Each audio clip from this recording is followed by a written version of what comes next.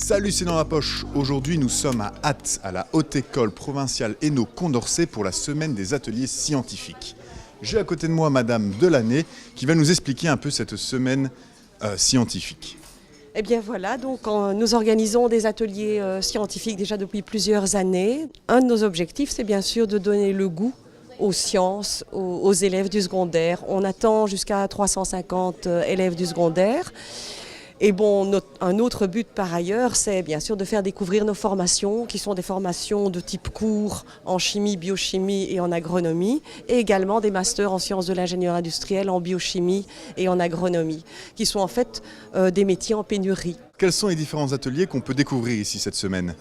Vous avez des ateliers très variés, ça va du domaine de la chimie avec par exemple la chimie des couleurs, séparation d'acides aminés, plus dans le domaine de la biologie comme par exemple la dissection d'une souris. Vous avez également des recherches d'ADN, donc plus dans le domaine de la génétique, recherche d'allergènes. Voilà, donc c'est très varié. On a 12 ateliers totalement différents et les élèves du secondaire les ont choisis en fonction de leur affinité. Et moi je vous propose d'aller voir ça d'un peu plus près. La science, c'est décidément toute une aventure. Tenez, dans ce laboratoire, on apprend à la fois les langues. Ils ont fabriqué un film bioplastique, la galalite, ça vient du grec gala et lithos, qui veut dire pierre de lait. Et un peu aussi la cuisine. Finalement, c'est comme faire des boulettes. Bah oui, sauf que les boulettes, ça ne rebondit pas. Et ici, logiquement, oui. Très légèrement. Je pense qu'on n'a pas réussi. Bref, la science, c'est parfois une question de chance, C'est dû à quoi? Je ne sais pas. mais aussi de doigté. En fait, ce qui se passe, c'est que la colle, comme elle est fort gluante, on ne sait pas mesurer vers à pied, donc on fait ça un peu à l'œil.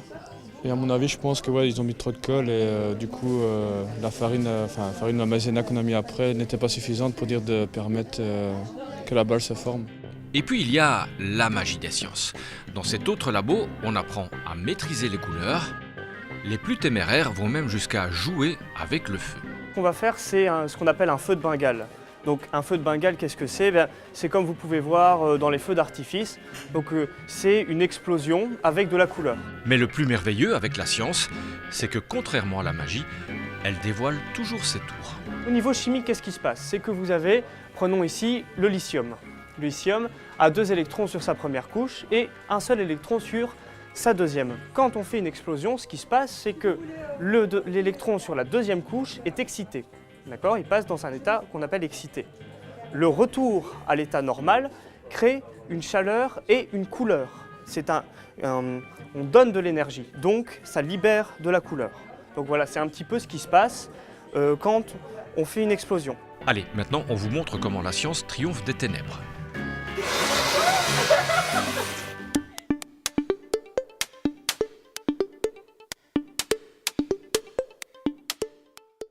Ici, nous sommes dans un autre atelier scientifique. Vous voyez ici derrière moi, les élèves sont en pleine expérience. Que fait-on ici ? Alors, en fait, on est en train de tester certains aliments pour voir s'il y a des cacahuètes dedans.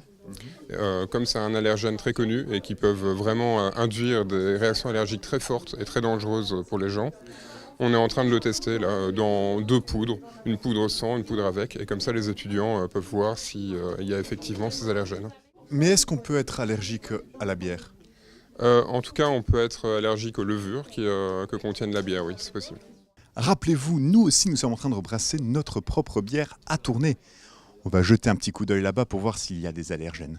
Mais à mon avis, il n'y en a pas. Précédemment. CDLP, votre émission préférée, a donc décidé de créer une bière 100% ennuyère. Et forcément, nos 3 spécialistes ont opté pour un produit de caractère. Moi, j'irai plus vite vers la bière numéro 3, parce qu'elle est surprenante.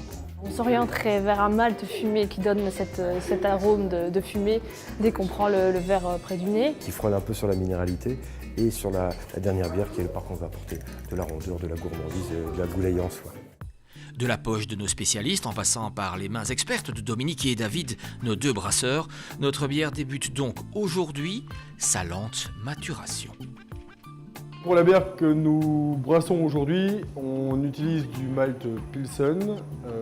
On a mis 95 kg et on a rajouté 5 kg de malt fumé pour avoir justement ce petit goût un peu différent qui sera pas obligatoirement un petit goût tourbé, mais qui va s'en rapprocher un peu comme quand on boit un bon whisky dans l'idée. En observateur éclairé, quelques étudiants français de la Haute École Condorcet, Bretons et Savoyards scrutent les moindres gestes de David. Fabriquer de la bière, c'est une histoire de chimie, mais pas uniquement. Faire de la bière en Belgique, ça va de soi?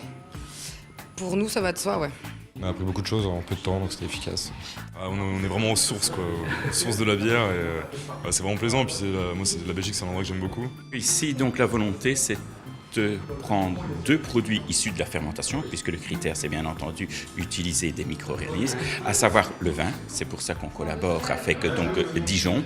Ils étudient donc comment on fait le vin, et puis ils viennent en Belgique se former pour la partie donc brassicole. C'est plus facile de faire de la bière ou du vin? De la bière.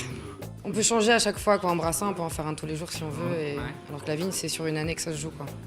Bientôt, ces futurs maîtres en fermentation appliquée s'envoleront aux 4 coins du globe et transmettront le savoir-faire belge en pratique brassicole, avec, dans un petit coin du palais, les arômes d'une bière made in Hainaut.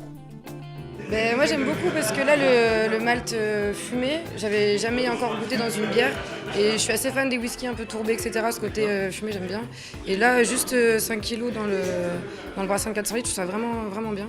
C'est une bière un peu amère, donc moi je suis assez sensible à la mer, c'est pas ce que je préfère, mais là ça passait plutôt bien, donc c'est vraiment un bon point. Là je trouve que c'est vraiment une réussite déjà, sans trop de garde et tout, il voulait un goût fumé, je la trouve vraiment très agréable. Et niveau amertume pareil, pour moi, elle est top cette bière. Bon, c'est un produit sans défaut, donc vraiment très propre. C'est ce qui est demandé. Ça correspond au panel, donc c'est parfait. La mise en bouteille peut à présent débuter pour quelques jours supplémentaires de fermentation. Ensemble, le 22 mars prochain, nous ferons sauter les bouchons.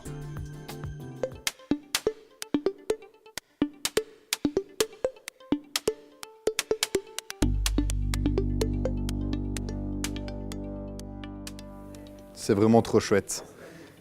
Je vais faire ma petite expérience. En attendant, je vous laisse avec le prix Horizon, le prix du développement durable. Je vous rappelle qu'il ne reste plus qu'une semaine avant de voter pour le prix du public. Et moi, je vais faire ma petite expérience. Waouh!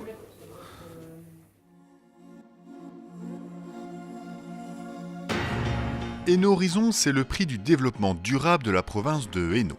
3 entreprises sélectionnées, 3 nominés modèles en inspirant d'autres à s'y engager.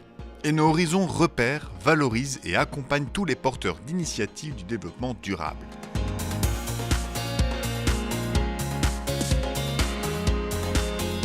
Copeco, c'est un supermarché coopératif et participatif de citoyens. Comment est né Copeco?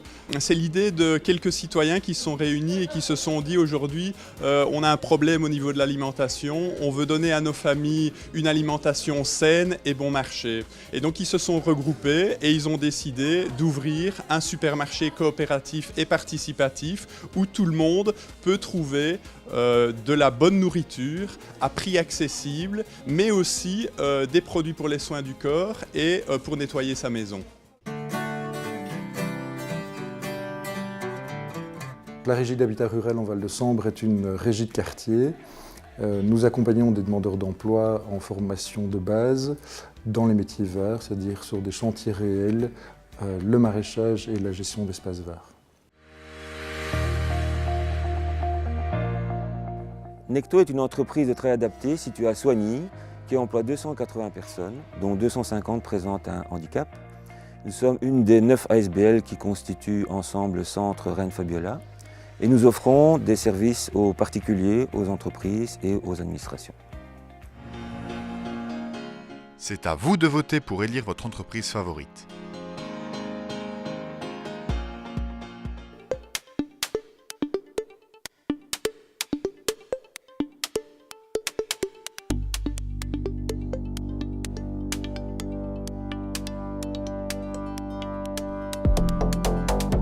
Voilà, c'est dans la poche, c'est terminé. On se retrouve la semaine prochaine et en attendant sur Facebook. Ciao!